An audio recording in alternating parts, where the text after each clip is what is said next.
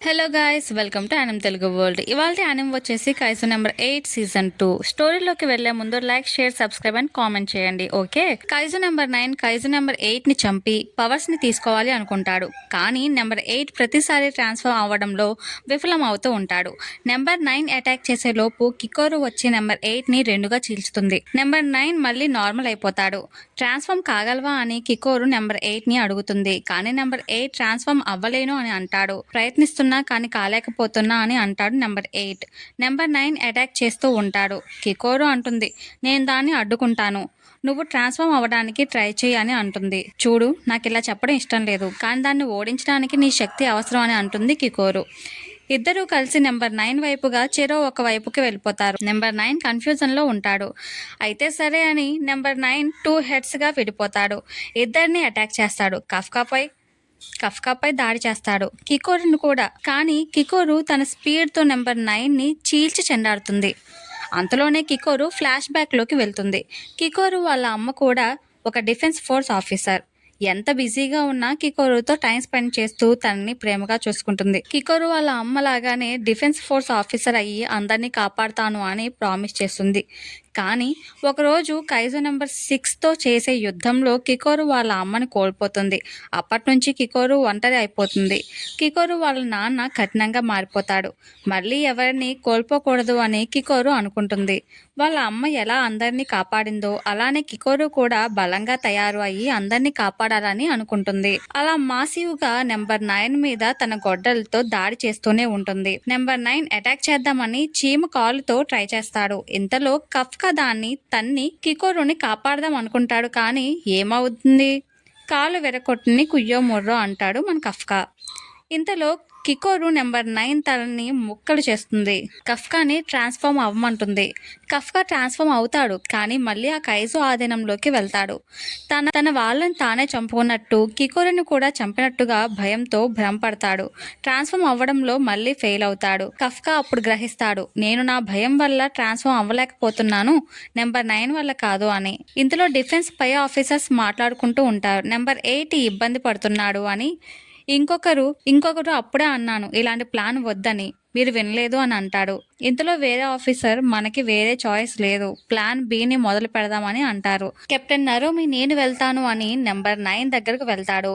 తన పూర్తి పవర్తో నెంబర్ 9 మీద అటాక్ చేస్తాడు. నెంబర్ 9 భయపడి వెనక్కి తగ్గి షూట్ చేయాలి అనుకుంటాడు. అన్నాడో లేదో కెప్టెన్ నరోమి కూడా షూట్ చేస్తాడు. నెంబర్ 9 షాక్లో ఉంటాడు. నెంబర్ 9ని గజగజలాడిస్తాడు కెప్టెన్ నరోమి. కానీ నెంబర్ 9 ఇంకా స్పీడ్ పెంచి నరోమి పైన అటాక్ చేస్తుంది. నెంబర్ 9 పోరాడే కొలది పరిణామం చెందుతుంది అని, అది రిపోర్ట్స్ లో ఉన్నట్టుగా కాకుండా దారుణంగా అటాక్ చేస్తుంది అని, అది వైరస్ లాగా మార్పు చెందుతుంది అని అంటారు. నరోమి ముందు ఎవరిని పొగిడినా నరోమికి కాలిపోతుందన్నమాట. నేను భయపడను, నేను నెంబర్ 9 కన్నా భయంకరమైన వాడిని అని అంటాడు కెప్టెన్ నరోమి. నెంబర్ 9 షాక్లో ఉంటుంది. అంత అటాక్ చేసినా ఏమీ కాలేదు అని. సరే అయితే ఇప్పుడు వేట మొదలు పెడదామా అని నరోమి కొత్త లుక్ లోకి వస్తాడు. నీ కళ్ళు కైజు కళ్ళలా ఉన్నాయని నెంబర్ 9 అనేలోపు నెంబర్ 9 గుండెల్లో హోల్ పెడతాడు మన కెప్టెన్ నరోమి. రెటీనా 0.1 చాలా సూక్ష్మమైన అండ్ బాడీలో ఉన్న ప్రతి అవయవాన్ని కూడా చూడగలుగుతాడు అండ్ అటాక్ చేయగలడు. ఆ పవర్తో నెంబర్ 9 బాడీని తుక్కు చేస్తాడు. నెంబర్ 9 ఏ అటాక్ చేసినా ముందుగానే కనిపెట్టి దాన్ని నాశనం చేస్తాడు. దాని కోడ్ని డ్యామేజ్ చేస్తాడు మన నరోమి. ఇక కఫ్కా వంతు వస్తుంది. కఫ్కా కూడా నెంబర్ 9 దాడికి పడిపోతాడు. కానీ కఫ్కాకి ఒక రకమైన భయాలు స్టార్ట్ అయిపోతాయి. తనని ఎక్కడ నెంబర్ 9 మింగేస్తాడో, తన ఫ్రెండ్స్ని ఎక్కడ చంపేస్తాడో అని భయంతో కఫ్కా ఉంటాడు. ఇంతలో కికోరు గన్తో ముందుకు వచ్చి నెంబర్ 9 మీద అటాక్ చేస్తూ, కెప్టెన్ మీనా అండ్ కెప్టెన్ నరోమి వైస్ ప్రెసిడెంట్ మరియు నిన్ను తక్కువ అంచనా వేసుకోకు అని అంటుంది కికోరు. ఇంకా కఫ్కాకి ఊపు వచ్చి, నన్ను నేను నమ్మాలి అని నువ్విక మారవా, ఎప్పుడు స్లోగా ఉంటావా అని కికోరు అంటుంది కఫ్కాని. ఇంతలో ఆపరేషన్ ఫేజ్ 2 మొదలవుతుంది. కానీ నెంబర్ 9 ఊరుకుంటాడా? చచ్చిన చీమల కైజుల్ని మళ్ళీ బ్రతికిస్తాడు. వాటిని అప్గ్రేడ్ చేస్తాడు. చీమలకి రెక్కలు వచ్చేలాగా చేస్తాడు. ఆ రెక్కలతో అటాక్ చేస్తాడు. నీకు చాలా థ్యాంక్స్ కికోరు, నెంబర్ 9ని నాకు వదిలే, చీమల సంగతి నువ్వు చూసుకో అని కికోరుతో కఫ్కా అంటాడు. నెంబర్ 9ని నువ్వు చంపకపోతే నిన్ను నేను చంపేస్తా అని చెప్పి కికోరు కఫ్కాతో అంటుంది. నెంబర్ 9 అంటాడు, నీకు నేను చాలా రుణపడి ఉన్నాను, నీ వల్ల నేను చాలా విషయాలు నేర్చుకున్నాను అని నెంబర్ 9 అంటాడు.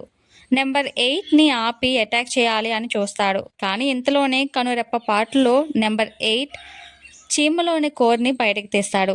దాంతో నెంబర్ 9కి కోపం వచ్చి అటాక్ చేస్తూనే ఉంటాడు. కఫ్కా నెంబర్ 8 పవర్ని పూర్తిగా బయటకు తీసి నెంబర్ 9తో యుద్ధం చేస్తాడు. కానీ నెంబర్ 9 నెంబర్ 8ని బంధిస్తాడు. నెంబర్ 8 ఆగుతాడా? పైకి ఎగిరి ఫుల్ స్పీడ్తో నెంబర్ 9 మీద అటాక్ చేస్తాడు. దెబ్బకి నెంబర్ 9 పీస్ అయిపోతాడు. అందరూ నెంబర్ 8 నిజమైన సత్తాని చూస్తారు. ఈ ఎపిసోడ్ కింతే ఫ్రెండ్స్. నెక్స్ట్ ఎపిసోడ్లో మళ్ళీ కలుద్దాం. అంతవరకు బాయ్ బాయ్.